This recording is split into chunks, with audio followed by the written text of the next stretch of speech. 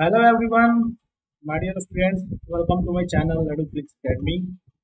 मैं नवीन कुमार आज आप सबके बीच जो हमारा फंडामेंटल्स ऑफ एग्रोनॉमी जो हमारा फर्स्ट सेमेस्टर का जो ये सब्जेक्ट है उसका हम लोग फर्दर लेक्चर्स हम लोग स्टडी करेंगे। ठीक है माय डियर स्टूडेंट्स, तो आई होप कि आप लोग पीछे का जो लेक्चर है उसे आप पढ़ रहे होंगे, रिवाइज कर रहे होंगे।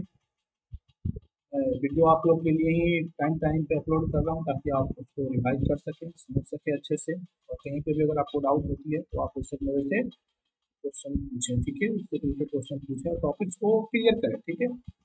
तो आज का जो हमारा टॉपिक रहेगा, role of women in Indian agriculture and important revolution in agriculture. बहुत ही इंपॉर्टेंट टॉपिक है हमारे फंडामेंटल्स ऑफ एग्रोनॉमी का। तो चलिए आइए, और आप सबसे रिक्वेस्ट है कि आप लोग वीडियोज़ को ज़रूर देखें और लाइक शेयर सब्सक्राइब जरूर करें अगर आप नहीं किए हैं तो। ठीक है माय डियर फ्रेंड्स, और अपने दोस्तों को भी बोलें जो आप एग्रीकल्चर बैकग्राउंड के हैं तो भी लेक्चर शेयर करें, उन्हें भी बोलें समझने के लिए, पढ़ने के लिए। ठीक, तो without any delay let's move to the topic जो कि हमें पढ़ना है। ठीक है माय डियर फ्रेंड्स, देखते हैं क्या है हमारा role of women in Indian agriculture. हमारे भारतीय कृषि में महिलाओं का क्या महत्व है, क्या इम्पोर्टेंस है, क्या उनका कंट्रीब्यूशन है। कहने की तो कोई बात नहीं है कि महिला जो है, वुमेन जो है, हर फील्ड में अगर हम बात करें तो हर फील्ड में एक तरह से डोमिनेट करते हैं पुरुष पुरुष लोगों को, मेल मेल इंडस्ट्री को। ठीक है, महिला हर काम में पुरुष के साथ कंधे से कंधे मिलाकर चलते हैं, चाहे वो एग्रीकल्चर इंडस्ट्री हो, हेल्थ इंडस्ट्री हो, एविएशन इंडस्ट्री हो, ट्रांसपोर्ट इंडस्ट्री हो। तो हर इंडस्ट्री में महिलाओं का एक बहुत ही सिग्निफिकेंट रोल है, और वो किसी न किसी तरीके से वो अपना कंट्रीब्यूशन देते हैं हमारे भारत के जीडीपी में, ग्रोस डोमेस्टिक प्रोडक्ट में, भारतीय नेशनल इनकम में। ठीक है, तो हमारा जो ये जो आज का लेक्चर है ये हमारा एग्रीकल्चर से रिस्पेक्ट है कि महिलाओं का क्या एग्रीकल्चर के फील्ड में रोल है। ठीक है, तो इसी को हम लोग आज स्टडी करेंगे। महिला हर एक छोटे से काम से लेकर बड़े काम एग्रीकल्चर में जो होता है, सोइंग ऑपरेशन से लेकर थ्रेसिंग ऑपरेशन हो गया, उस पर्टिकुलर एग्रीकल्चर प्रोड्यूस मटेरियल का हम क्या क्या प्रोडक्ट्स बनाते हैं। ठीक है, तो पैकिंग पैकेजिंग से लेकर हर काम में महिला अपना एक बहुत ही इंपॉर्टेंट रोल निभाती है। ठीक है, तो कुछ हम लोग पॉइंट्स देखते हैं फिर उसको हम लोग समझते हैं क्या है। ठीक है, Swaminathan the famous agricultural scientist described that was a woman who first domesticated croplands and thereby initiated the art and science of farming. Swaminathan, जो आई होप कि जो मेरे एग्रीकल्चर के स्टूडेंट्स हैं वो सब जानते होंगे स्वामीनाथन के बारे में। डॉक्टर एम एस स्वामीनाथन, जो father of green revolution in India, Bharat में हरित क्रांति के जनक कहलाए जाते हैं, पिता कहलाए जाते हैं। उन्होंने बताया था, एक्सप्लेन किया था कि पहला फर्स्ट वोमेन ही थी, महिला ही थी जिसने क्या किया था, क्रॉप लैंड को डोमेस्टिकेट किया था। मतलब उसको कल्टीवेशन करना महिला ने शुरू किया था। ठीक है, and thereby initiated the art and science, और उसके बाद उन्होंने कि फार्मिंग क्या है, आर्ट एंड साइंस है। ठीक है, तो पहला आप देखें यहाँ पे कि महिलाओं का क्या है रोल है एग्रीकल्चर में। सबसे पहले महिला ने ही क्रॉप लैंड्स को डोमेस्टिकेट किया था। उन्होंने ही बताया कि महिला ने उस चीज़ को इनिशिएट भी किया कि ये फार्मिंग जो है एक आर्ट एंड साइंस है। ठीक है, फार्मिंग करना एक आर्ट एंड साइंस है, कला और विज्ञान है। इसमें अलग अलग प्रकार के कैसे सोइंग करते हैं, कैसे प्लांट्स को लगाते हैं, कैसे उसका केयर एंड मैनेजमेंट करते हैं, देखभाल करते हैं, और क्या क्या टेक्नोलॉजी इसमें इन्वॉल्व होता है उस फर्दर प्लांट्स को ग्रो होने में। ठीक है, उन चीज़ को फिर सबसे पहले स्वामीनाथन ने इस चीज़ को डिस्क्राइब किया था, महिलाओं का योगदान बताया था एग्रीकल्चर के फील्ड में। पहला कि सबसे पहले महिलाओं ने क्रॉप प्लांट्स को डोमेस्टिकेट किया। डोमेस्टिकेट करने का मतलब कल्टीवेट करना। ठीक है, सबसे पहले महिलाओं ने क्रॉप प्लांट्स को कल्टीवेट करना शुरू किया। ठीक है, आगे क्या लिखा हुआ है, over the years there is a gradual realization that the key role of women in agriculture development and their vital contribution in the field of agriculture, food security, horticulture processing, irrigation, sericulture, fisheries and other allied sectors। मतलब जैसे over the years, बहुत लंबे साल से ये देखा जा रहा है कि there is a gradual realisation of the की रोल। मतलब महिलाओं का बहुत ही एक इम्पोर्टेंट भूमिका है एग्रीकल्चर के डेवलपमेंट, कृषि के विकास होने में महिलाओं का एक बहुत बड़ा उसमें रोल है, उनका एक ठीक है, उनका कंट्रीब्यूशन योगदान है, और एक वाइटल कंट्रीब्यूशन बहुत ही उनका वही बहुत ही महत्वपूर्ण योगदान है फील्ड ऑफ एग्रीकल्चर में। फूड सिक्योरिटी, भोजन के खाद्य सुरक्षा को मैनेज करने में, कैसे फूड सिक्योरिटी को मेंटेन करते हैं, ठीक है। हॉर्टिकल्चर प्रोड्यूस में, ठीक है, बागवानी से संबंधित जो भी खेती होती है उसको कैसे करते हैं, महिलाओं का एक बहुत बड़ा योगदान है इस फील्ड को डेवलप करने में, एग्रीकल्चर इंडस्ट्रीज को डेवलप करने में। प्रोसेसिंग, जो खाद्य प्रसंस्करण होते हैं अलग अलग प्रकार के, हॉर्टिकल्चर आम का हो गया, लीची का हो गया, जूस वगैरह हम लोग बनाते हैं, आलू का चिप्स वगैरह बनाते हैं, तो इन सब चीज़ों में महिलाओं का बहुत बड़ा योगदान है।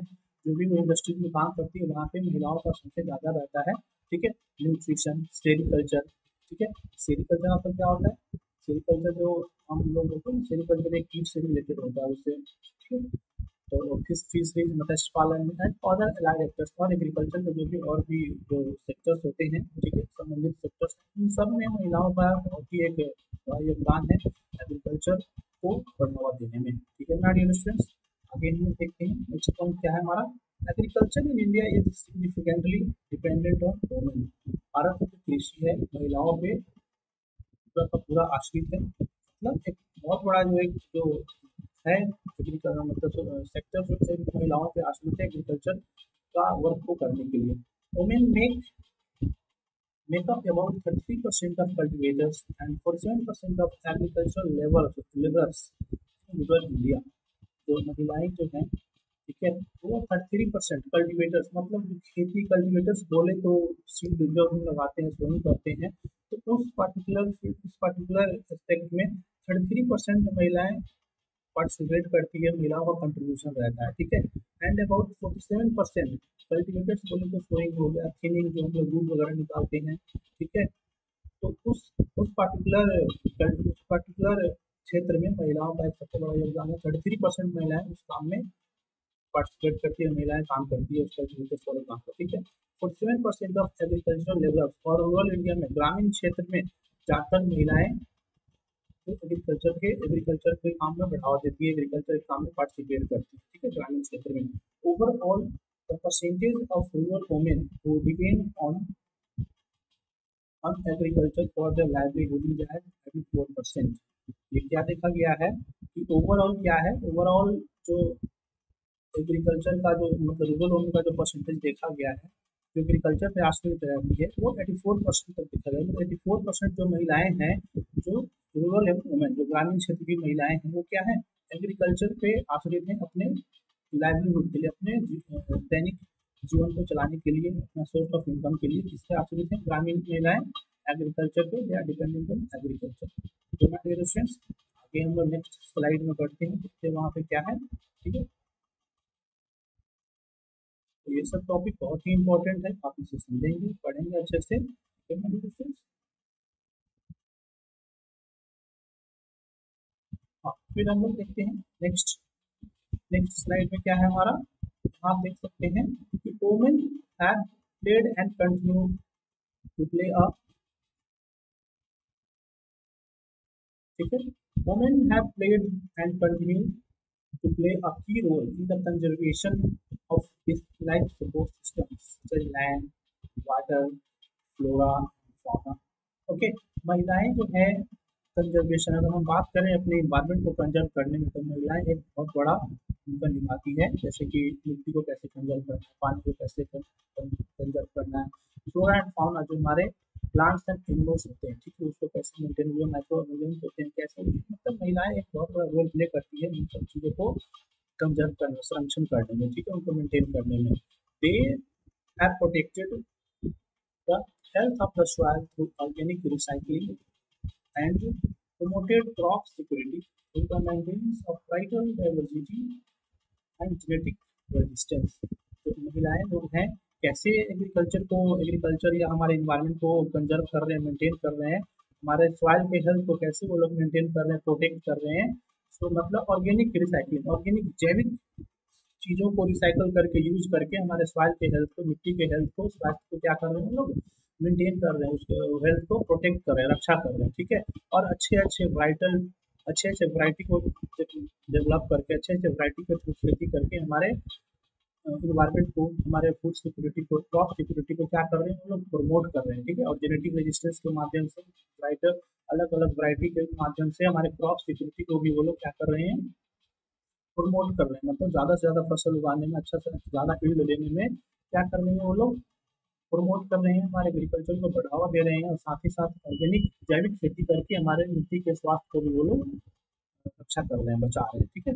अब क्या लिखा हुआ है, the rate of women in poultry farming eight house hold level is the central in poultry industry.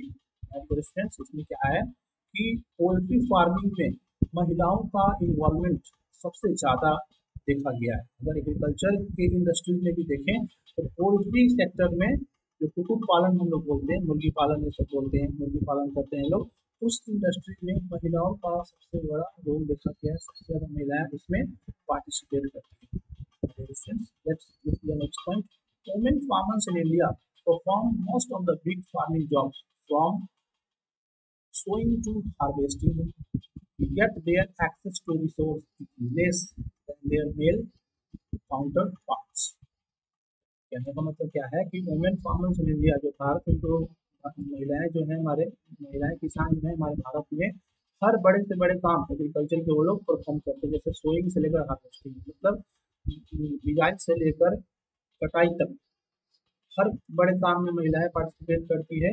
साथ ही साथ बट फिर भी उनका जो रिसोर्सेज पे जो एक हक बोलते हैं, आज भी पुरुष के कंपेरिजन में महिलाओं को उस रिसोर्सेज पे हक कम देखा गया है, कम मिला है। तो कुछ ये हमारी रेजिस्टेंस आप लोग देखें यहाँ पे कि महिलाओं का क्या कंट्रीब्यूशन है एग्रीकल्चर के फील्ड में। हमारी रेजिस्टेंस बहुत ही इंपॉर्टेंट है, आपका हर तरीके के एग्जाम में क्वेश्चन पूछ लिए जाते हैं, बहुत ही इंपॉर्टेंट है। सो आई होप कि आपको ये टॉपिक समझ में आया होगा। तो हम लोग आगे बढ़ते हैं और जो हमारा अगला टॉपिक है उसमें हम लोग बढ़ते हैं, उसको देखते हैं हम लोग। जो नेक्स्ट हमारा टॉपिक है, हम देख सकते हैं revolution in agriculture.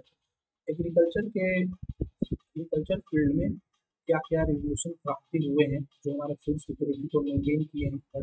Food security हमारा फूड सिक्योरिटी, खाद्य सुरक्षा का बढ़ोतरी हुआ है, ठीक है। इससे रिलेटेड हम लोग कुछ देखेंगे यहाँ पे। तो पहला हम लोग देखेंगे हमारी रेजिस्टेंस क्या है, ग्रीन रेवोल्यूशन। ग्रीन रेवोल्यूशन को हम लोग हिंदी में क्या बोलते हैं, हरित क्रांति बोलते हैं, ठीक है। हमारी रेजिस्टेंस हरित क्रांति के जनक।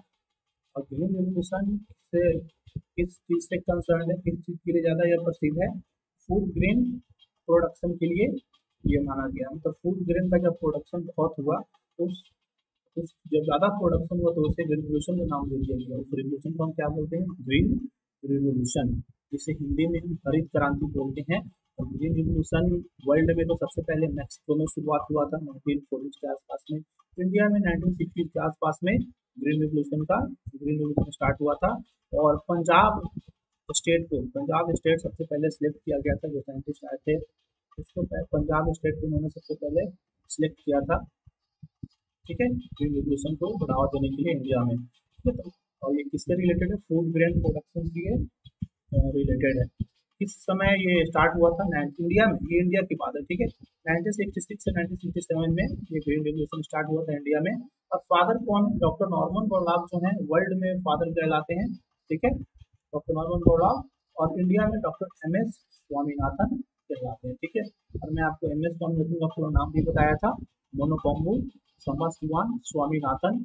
और नॉर्मन बोरलॉग का पूरा नाम डॉक्टर नॉर्मन अर्नेस्ट बोरलॉग।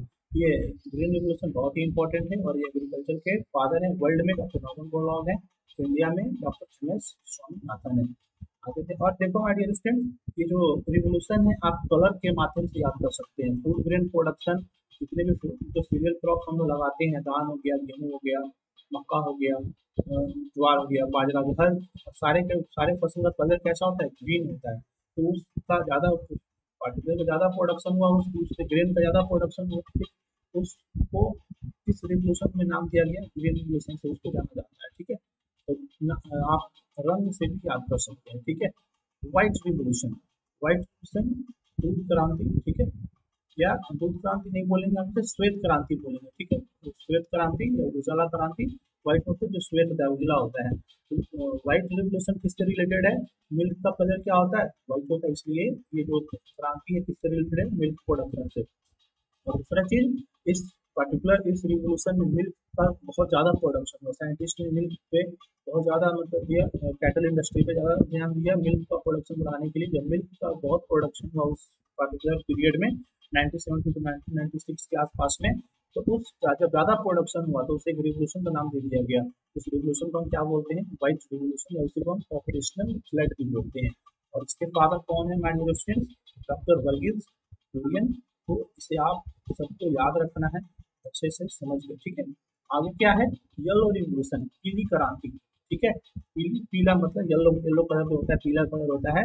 और पीला कलर किससे रिलेटेड है? Wild seeds production. आप सब जानते हैं जितने भी वाइल्ड सीड्स में भी ये मस्टर्ड का सबसे ज्यादा प्रोडक्शन हुआ था। जितने भी तेल के होते हैं, मस्टर्ड का हो गया, सोयाबीन हो गया, ग्राउंडनट हो गया, ठीक है, जितने भी ये तेल होते हैं उनका कलर क्या होता है? पीला होता है। तो जब वाइल्ड सीड्स का प्रोडक्शन बहुत ज़्यादा हुआ तो उसका एक रिवोल्यूशन का नाम दिया गया। उस रिवोल्यूशन को हम लोग क्या बोलते हैं? येलो रिवोल्यूशन, और उसी को हम पीला क्रांति भी बोलते हैं। और ये कब स्टार्ट हुआ था? 1986 टू 1990 के आसपास में ये रिवोल्यूशन स्टार्ट हुआ था। इसके फादर कौन है? सैम पित्रोदा। तो माय डियर स्टूडेंट, आप इन सब नाम को जरूर याद रखेंगे, क्वेश्चन एग्जाम में पूछे जाते हैं। किससे रिलेटेड है ये रिवोल्यूशन? क्वेश्चन ऐसे भी पूछ देता है कि वाइल्ड सीड्स प्रोडक्शन किस रिवोल्यूशन से रिलेटेड है, किस ईयर में स्टार्ट हुआ था, फादर कौन है, ठीक है। तो इन चीज़ों को आप याद रखेंगे। ब्लू रिवोल्यूशन हिंदी में क्या बोलेंगे? नीला क्रांति। और ये किससे रिलेटेड है? फिश प्रोडक्शन से रिलेटेड है, ठीक है। मत्स्य का उत्पादन ज़्यादा हुआ था, मछली का ज़्यादा उत्पादन हुआ था। और मछली कहाँ रहता है? पानी में रहता है। पानी में कलर कैसा होता है? ब्लू होता है, ठीक है। तो आप उससे इसको रिलेट कर सकते हैं। नीली क्रांति किससे रिलेटेड है? फिश प्रोडक्शन से। और ये कब स्टार्ट हुआ था? 1973 से 2002 तक ये रिवोल्यूशन चला था, ठीक है। इसके फादर कौन है? डॉक्टर अरुण कृष्णन, ठीक है। आगे बढ़ते हैं हमारे स्टूडेंट्स। ब्राउन रिवोल्यूशन, भूरा क्रांति। भूरा क्रांति किससे रिलेटेड है? ये फूड प्रोसेसिंग से भी रिलेटेड है, खाद्य प्रसंस्करण से, और फर्टिलाइजर, खाद से। खाद हम लोग खेत में छिड़कते हैं, देते हैं ताकि हमारा प्रोडक्शन अच्छा होता है, ठीक है। तो ये ब्राउन रिवोल्यूशन किससे रिलेटेड है? फूड प्रोसेसिंग या फर्टिलाइजर से। और इसके फादर कौन है? डॉक्टर हीरालाल चौधरी। और इसके कब से कब शुरुआत हुआ था इसका कोई ऐसा पीरियड नहीं देखा गया, इसलिए ब्लैंक है। आप मिले तो आप जरूर बताना कमेंट में करके, ठीक है। गोल्डन रिवोल्यूशन, ठीक है। गोल्डन रिवोल्यूशन किस रिलेटेड है? हॉर्टिकल्चर प्रोडक्शन से और हनी प्रोडक्शन, ठीक है। हनी प्रोडक्शन से, शहद जो बोलते हैं। गोल्डन रिवोल्यूशन आपका हॉर्टिकल्चर प्रोडक्शन से रिलेटेड है और हनी प्रोडक्शन से रिलेटेड है।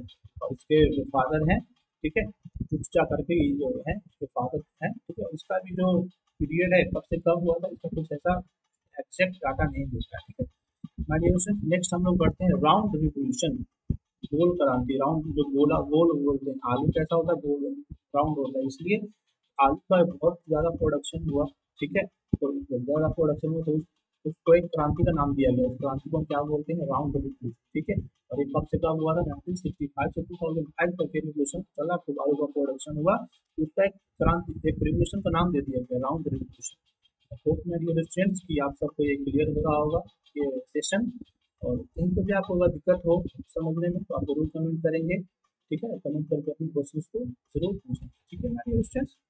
तो आई होप, तो नेक्स्ट बढ़ते हैं। नेक्स्ट जो हमारा स्लाइड है उसमें आते हैं, आज का टॉपिक आपका लेक्चर यहीं पे खत्म करेंगे हम लोग, ठीक है। आगे क्या है? Rainbow revolution. रेनबो रिवोल्यूशन बोले तो इंद्रधनुष क्रांति। ये एक ऐसा क्रांति है, इसमें क्या हुआ था? इसमें ओवरऑल डेवलपमेंट, रेनबो रेवोल्यूशन कैसा है? ओवरऑल डेवलपमेंट ऑफ एग्रीकल्चर, मतलब जब पूरे एग्रीकल्चर सेक्टर का जब अच्छा खासा डेवलपमेंट हुआ था तो उसे एक क्रांति का नाम दिया गया। उस क्रांति को हम क्या बोलते हैं? रेनबो रिवोल्यूशन, ठीक है। रेनबो में देखते होंगे आपने इंद्रधनुष, उसमें हर सारे प्रकार के कलर उसमें रहते हैं, ठीक है। तो वैसे नहीं, एग्रीकल्चर में जब सारे एग्रीकल्चर का सेक्टर का डेवलपमेंट अच्छा से हुआ तो उसे एक रिवोल्यूशन का नाम दिया गया। उस रिवोल्यूशन को हम क्या बोलते हैं? Rainbow revolution. नेक्स्ट क्या आपका? Black revolution. ब्लैक बोले तो काला क्रांति। और पेट्रोलियम प्रोडक्ट्स, जितने भी पेट्रोलियम प्रोडक्ट्स होते हैं, जो खनिज वाले जो पदार्थ होते हैं, वो सब क्या होते हैं? ब्लैक कलर के होते हैं। तो जब पेट्रोलियम प्रोडक्ट्स का बहुत अच्छा खासा प्रोडक्शन हुआ था उसके पर्टिकुलर समय में, तो उसे एक क्रांति का नाम दिया गया, जिस क्रांति को हम क्या बोलते हैं? Black revolution. और इन सब पे डाटा एग्जैक्ट नहीं आया है कि कब हुआ था, तो ये डाटा सब नहीं दिया हुआ है। आप जरूर सर्च करके बताएंगे अगर आपको कहीं मिले एग्जैक्ट डाटा, प्रॉपर डाटा, तो आप कमेंट सेक्शन में जरूर करके बताएंगे, ठीक है। आगे क्या है, सिल्वर रिवोल्यूशन, इसे हम क्या बोलते हैं, रजत क्रांति भी बोलते हैं। और ये क्रांति किससे रिलेटेड है, एग प्रोडक्शन, इसमें अंडा का ज्यादा प्रोडक्शन हुआ था, ठीक है, इस पर्टिकुलर पीरियड में। तो अंडा का खूब प्रोडक्शन हुआ था, तो उस प्रोडक्ट जब ज़्यादा प्रोडक्शन हुआ तो उसे क्रांति का नाम दे दिया गया। उस क्रांति को हम क्या बोलते हैं, सिल्वर रिवोल्यूशन बोलते हैं। 2000 के आसपास में ये रिवोल्यूशन स्टार्ट हुआ था, शुरुआत हुआ था। और इसके जनक कौन कहलाते हैं, इंदिरा गांधी। और अभी तक हम लोग फादर पढ़ते आ रहे थे, बट अभी यहाँ पे मदर, ठीक है। इसके जनक कौन है, इंदिरा गांधी जो हमारे, ठीक है, इंदिरा गांधी इसके जनक कहलाती है। अब इसमें आपका ग्रे रिवोल्यूशन है, ग्रे रिवोल्यूशन, ठीक है। इससे किससे रिलेटेड है, फर्टिलाइजर। आप एक फर्टिलाइजर का रिवोल्यूशन ब्राउन से भी पढ़े थे, ब्राउन रिवोल्यूशन से भी पढ़े थे, ठीक है, कंफ्यूज नहीं होंगे। ये थोड़ा मोड़ा एक दूसरे से रिलेटेड है, ठीक है। और इसका भी स्टार्ट हुआ था 1960 टू 1970 के आसपास में ये रिवोल्यूशन स्टार्ट हुआ था, ठीक है। पिंक रिवोल्यूशन, पिंक रिवोल्यूशन बोले तो पिंक को हिंदी में हम लोग क्या बोलते हैं, गुलाबी क्रांति, ठीक है। और प्याज, ये प्याज से रिलेटेड है, अनियन प्रोडक्शन, अनियन का प्रोडक्शन बहुत हुआ था उस समय। और साथ ही साथ प्रॉन का प्रोडक्शन, प्रॉन झींगा उसका उत्पादन बहुत हुआ था। तो जब ज़्यादा इनका प्रोडक्शन हुआ तो उसे एक रेवोल्यूशन का नाम दिया गया, जिसे हम क्या बोलते हैं, पिंक रेवोल्यूशन। और कब हुआ था, 1970 के आसपास में। और इसके जनक कौन, दुर्गेश पटेल हैं, ठीक है। रेड रिवोल्यूशन, लाल क्रांति, ठीक है, बहुत ही कॉमन है। मीट प्रोडक्शन, मीट का ज़्यादा प्रोडक्शन होता है, पोल्ट्री हो गया, पीगरी हो गया, इन सब का ज़्यादा उत्पादन हुआ था उस पर्टिकुलर समय में। तो इसे रेड रिवोल्यूशन के नाम से जाना जाता है। 1980 के आसपास में स्टार्ट हुआ था। और इसके जनक कौन है, विशाल तिवारी, ठीक है। सिल्वर फाइबर रिवोल्यूशन, अब इस पर कंफ्यूजन नहीं होना है कि आगे आपने पढ़ा था सिल्वर रिवोल्यूशन, बट यहाँ पे क्या है, सिल्वर फाइबर। अब फाइबर जब जुड़ जाता है सिल्वर के साथ तो वो किससे रिलेटेड हो गया, कॉटन से रिलेटेड हो जाता है, ठीक है। कॉटन क्या है, फाइबर क्रॉप है, ठीक है। और इसका भी स्टार्ट हुआ था 2000 के आसपास में। कॉटन का उस समय प्रोडक्शन शुरू हुआ, तो जब ज़्यादा प्रोडक्शन हुआ तो उसमें सिल्वर फाइबर रिवोल्यूशन के नाम से, ठीक है। क्वेश्चन ऐसे पूछ लेते हैं कि सिल्वर फाइबर रिवोल्यूशन किससे रिलेटेड है, कॉटन प्रोडक्शन। इसका भी स्टार्ट हुआ था 2000 के आसपास में। पीरियड बहुत रेयर कहीं कहीं पूछे जाते हैं, बट कहीं कहीं फादर पूछ लेते हैं कब किसने इसको इंट्रोड्यूस किया, ठीक है, कब शुरुआत, किसने जनक कौन कहलाते हैं इसके। अगला क्या है आपका, golden fibre revolution. Golden revolution भी आप पहले पढ़ रखे हैं, गोल्डन रिवोल्यूशन किससे रिलेटेड है, हॉर्टिकल्चर प्रोडक्शन से, हनी प्रोडक्शन से। बट जब फाइबर का जुड़ जाता है तो वहाँ पे आंसर बदल जाता है, वो जूट प्रोडक्शन से हो जाता है, ठीक है। तो इसका भी स्टार्ट हुआ था 1990 के आसपास, ठीक है। एवरग्रीन रेवोल्यूशन, एवरग्रीन रेवोल्यूशन और एनवर रेवोल्यूशन ऑलमोस्ट रिलेटेड है, एक दूसरे से रिलेटेड है। ये कब हुआ था, ओवरऑल डेवलपमेंट, इसमें भी क्या है, ओवरऑल डेवलपमेंट का प्रोडक्शन, जब पूरा एग्रीकल्चर का जब डेवलपमेंट हुआ तो उस रेवोल्यूशन को हम जानते हैं। इस रेवोल्यूशन को क्या बोलते हैं, एवरग्रीन रेवोल्यूशन, सदाबहार का, ठीक है, सदाबहार हरित क्रांति। अगला इसके फादर कौन है, एम एस स्वामीनाथन। अगला क्या आपका, प्रोटीन रिवोल्यूशन। ये क्या है, एग्रीकल्चर, मतलब इसमें गवर्नमेंट ने क्या फोकस किया कि हम ऐसा कल्टीवेशन करें जिसमें ऐसा क्रॉप का कल्टीवेशन करें, अच्छे का कल्टीवेशन करें जिसमें प्रोटीन की मात्रा ज़्यादा है, ठीक है। तो उसे एक रिवोल्यूशन का नाम दिया गया, उसे हम क्या बोलते हैं, प्रोटीन रिवोल्यूशन। इसके भारत कौन से जाते हैं, नरेंद्र मोदी, ठीक है, तो हमारे प्राइम मिनिस्टर है भारत देश के, ठीक है। ऐसे ही कुछ एक और रिवोल्यूशन है, जैसे बादामी रिवोल्यूशन है, जिसे हम आलमंड्स रिवोल्यूशन भी बोलते हैं। वो किससे रिलेटेड, स्पाइसेस प्रोडक्शन, मसाला का जब सबसे ज़्यादा उत्पादन हुआ तो उसे क्रांति का नाम दिया गया, जिसे हम क्या बोलते हैं, गोल्डन रिवोल्यूशन, आलमंड रिवोल्यूशन, या उसी को बादामी क्रांति बोलते हैं। फिर आपका एक है प्रभानी क्रांति। प्रभानी क्रांति किससे रिलेटेड है, भिंडी से, जो लेडीज फिंगर हम बोलते हैं, ओपरा बोलते हैं, भिंडी का उत्पादन ज़्यादा हुआ तो उसे क्रांति का नाम दिया गया, जिसे हम क्या बोलते हैं, प्रभानी क्रांति। सो माय डियर स्टूडेंट्स, आज का जो हमारा ये सेशन था वहीं पे एंड होता है। और आई होप कि आप सबको ये टॉपिक जो है समझ में आ रहे होंगे, ठीक है माय डियर स्टूडेंट्स। और आप लेक्चर्स को अच्छे से पढ़ें, समझें, कहीं पे भी डाउट होता है तो ज़रूर पूछें, ठीक है, कमेंट करके किसी न किसी माध्यम से ज़रूर पूछें। टॉपिक्स को अच्छे से पढ़ें, समझें, आपसे ये रिक्वेस्ट है मेरा। So thank you very much, again we will meet in next class with a new topic, okay. तब तक आप अच्छे से पढ़ें, समझें। So thank you very much and may God bless you.